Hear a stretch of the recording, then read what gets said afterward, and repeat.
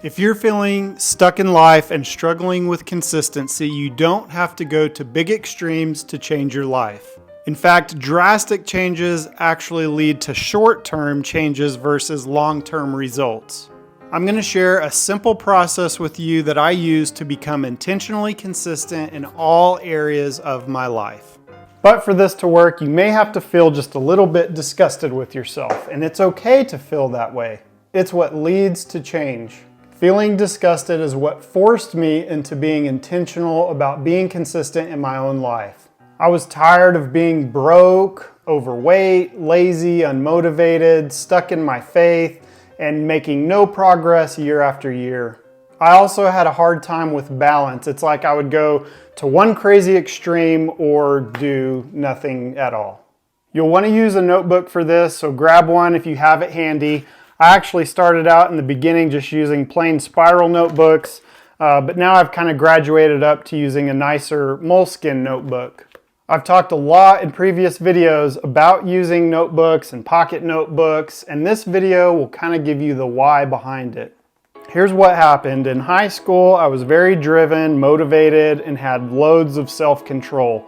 I got really into bodybuilding when I was 17 and 18 and was very consistent in everything I did. But then came college and I turned 21 and I developed quite the passion for alcohol. In fact, I was very good at drinking. I found it helped me as an introvert to be more social, to talk to girls, and it even helped me fall asleep quicker. Little did I know, though, that it would lead to an 18-year addiction. Needless to say, there was extreme inconsistencies in my life for a long season of time. There were periods where I would get really motivated, I would quit drinking, I would get back in shape, and I would make positive changes only to fall back into that old trap of alcohol. Once I decided to give up all the nonsense and sober up and quit drinking for good, then my life took a huge turn, and becoming intentionally consistent became my passion. Let me show you on this board what typically happens in our life. So we usually have ups and downs, ups and downs. So our weight may be really good, we may be in shape, and then inevitably we come down here and we blow it and we tank and we gain weight and we get out of shape. Same thing with say debt. Maybe we've got all of our debt paid for, we're in a good financial position, but what happens is we go down here, we get back into debt, and we start the cycle all over again. The same thing was happening to me with my faith. I'd be doing good in my walk with the Lord only to slip and fall and not stay consistent and come back down here. You get down here and your faith is wavering and you feel like you can't hear from God and you're just out of your positive habits. You're not walking closely with Him. Same thing can happen with our habits. We build really good habits. They last for a week or two, maybe a month or two. But then we come back down and we lose our good habits, and this is just the constant cycle. So what I wanted to do was not to do this, but I wanted to learn how to stay up here and be consistent in all areas of my life, which will include more than just these, but just to show you a picture. The method I developed is simple and easy to remember. Here is what you do. Just write sharks down the left side of a page in your journal. In order to make a change, you need to know where you are and where you want to go. If you want the future to change, you have to change. So let's look at the sharks method. And by the way, I actually really do love sharks, and Jaws is one of my favorite movies. You're gonna need a bigger boat. If you love sharks too, put a little shark emoji in the comments. The first S stands for spiritual.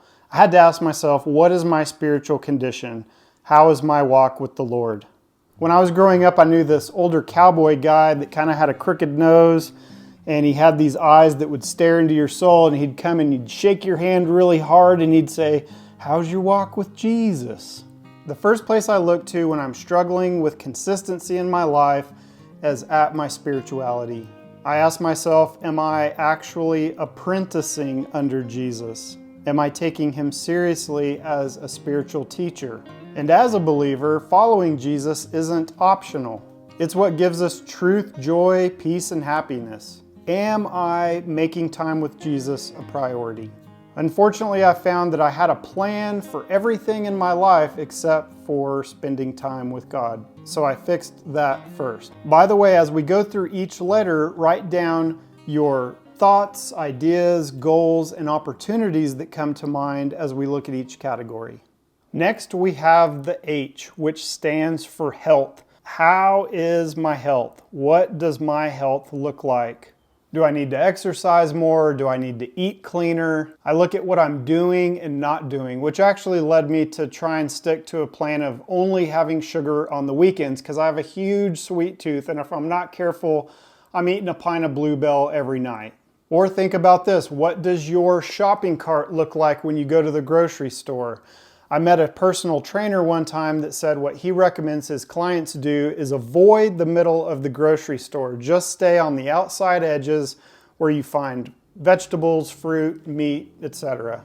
On health, I also ask myself, what is my ideal weight? What is my goal there? What do I want to achieve? A goal that I set for myself years ago was I always want to be able to do fun physical things with my kids. I don't want to be that person that gets old and I'm too out of shape or too fat to go hiking or whatever it is with them. I'm 42 years old now and I can go swimming with them, jumping at the trampoline park, whatever they want to do. I try and keep myself in shape and healthy enough to always do those fun things with them. I also realized in this journey that very small decisions and choices compound. So giving up simple little things each day have a great long-term effect. I also found that my health played a big role in whether or not I was being productive. For example, if I'm eating clean and working out and taking care of myself, I found that I have way more focus, way more energy, I sleep better, and I'm more productive. Whereas if I'm eating trash and not exercising, then I'm probably just going to be watching more TV and being lazy. We got to take care of our body because it's the only one we get. The A stands for accountability. Who is keeping me on track? Get an accountability partner, someone to be accountable with. Otherwise, it's easy to compromise. Now, this could be your spouse, it could be a close friend, maybe someone from church or even work. It's important to share your goals, strengths, weaknesses, things like that with them on a regular basis. Meet with them weekly, monthly, or at least quarterly. My wife and I actually started a habit where we write our goals down together on a whiteboard in our bedroom. Well, it's the one I actually used earlier. I had to erase our goals to do that, so now I got to write them back on there. But it forces us to look at those goals every night when we go to bed. Keep in mind the saying of you're the average of the 5 people that you spend the most time with. Pay close attention to who they are. Do they have the type of life that you want or the type of life you want to avoid? It was really important for me to spend time with people that build me up, that encourage me, that don't let me stay stuck in my comfort zone. So be accountable to someone that you trust. Okay, so next, the R stands for reading. What do I read? Am I reading? Am I reading books that will better myself, or am I just reading social media posts, news articles, and golf magazines? A lot of people stop reading books when school is done, and it shows. You ever seen those YouTube videos where college students are interviewed and they can't answer the most common sense questions? Commit to read at least a book a month. Jim Rohn used to say that poor people have big TVs and rich people have big libraries, so build your library. Personally, I made a commitment to read a book once a month, and it actually turned into sometimes reading 3 or 4 a month. I also made it a priority to read my Bible every day. Typically what we'll do is at 9:30 or 30 minutes before you're getting into bed, we'll just make sure the TV's off. I'll put airplane mode. Airplane mode is my new best friend. And I'll just sit and read for 30 minutes to an hour. But just remember, the book that you don't read can't help you. And some of the change that you desire may just be a book away. This next one is one of my favorite ones. It's keep a journal. Successful people keep a journal. I have plenty of videos you can reference if you need help getting started with one. You can use a notebook like this Moleskine or a little pocket notebook. It does not matter, just get started. If you want a nice Moleskine like this one, I'll put the link below for it. It may cost you around 20 bucks, but think of the thousands of dollars it will be worth in your personal development. This is where you can put your goals, write down your thoughts, good ideas, create a planner inside of it, track your weight, your health, and more importantly is monitor your consistency. I won't spend too much time here on the notebook since most of my prior videos show you creative ways to set them up and to use them. Feel free to use those videos as tools to get started keeping your journal.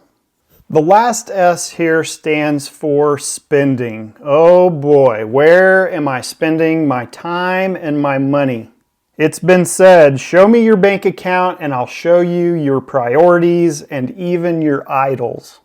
A good rule of thumb when it comes to money is the 70-30 rule. Live on 70 cents of your dollar, and here's what you do with the other 30%. 10% goes to investing, 10% goes to saving, and 10% goes to tithing or charity. Really brainstorm your finances. Think about, does your company have a matching 401k? That's free money. Look at your online banking and think, what story does this account tell about me? When it comes to time, I would think, how much time do I actually spend watching TV or staring at my phone? Where can I make time? What I did personally here is I created myself a morning routine. I used to think that I was not a morning person, and then I started my morning routine, and now I really look forward to it. I love waking up early and having that alone and quiet time. Now, since you have this journal going, set some goals for yourself here. I recently made a short video on how to set goals if you need a little help getting started with that. Commit to 30 days of working on these 6 areas. Focus on your future to change your present. Where do you want to go? What do you want to achieve? Using the Sharks method allows you to create systems to achieve your goals. What systems could you start today to achieve all you want and to become the person that you want to be?